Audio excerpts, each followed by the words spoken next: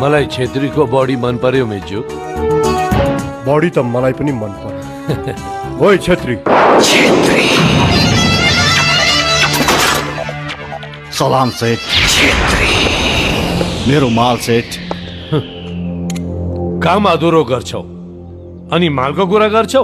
यो के भन्दै हुनुहुन्छ सेठ? हो, तिमीले लक्ष्मणको कार्यक्रम किन गरेनौ? यो के भन्दै हुनुहुन्छ सेठ? त्यो सालीलाई त मैले 6 गोली हानेको थिएँ।